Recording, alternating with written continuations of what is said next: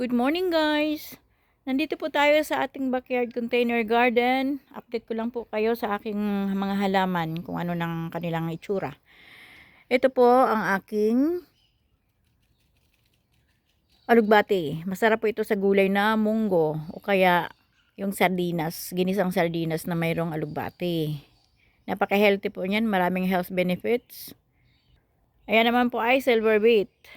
Parang petchay din po yan. Ito naman mga guys, ang kalabasa ko na Queensland Blue. Para siyang bluish yung kanyang balat, parang may pagka-gray. Pero yung laman niya napaka dark yellow po. Para siyang golden orange na. Ito naman po ang aking bayabas. At kahit papaano nakasurvive na po siya. Nagkakaroon na siya ng mga bagong dahon. Ito naman po yung kamatis. At ito yung aking mga sigarilyas, kung tawagin. Nagumpisa pa lang siyang, ayan, gumagapang na. Ito naman po yung aking cucumber. Hindi po siya makinis. Yung mayroon siyang mga parang tinik-tinik. Pero malambot naman po. Ayan, dami niyang bunga. Oh, lalaki. Ayan.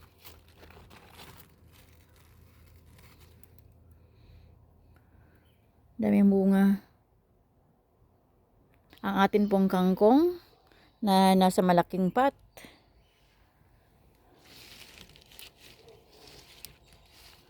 Healthy. Ito po ang ating sweet potato, kamote.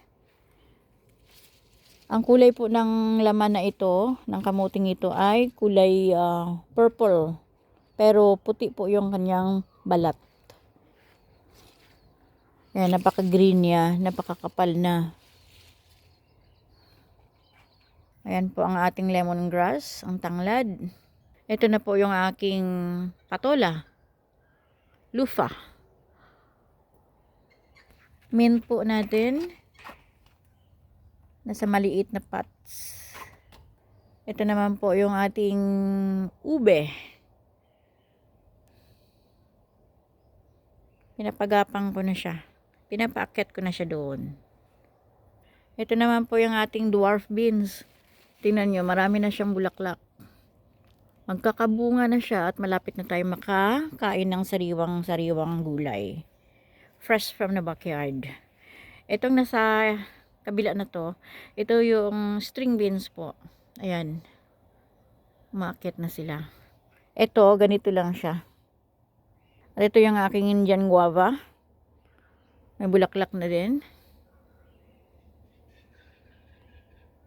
Ito po yung aking string beans. Wala pa po siyang bunga. Paka-healthy niya. Yan namang ating talong.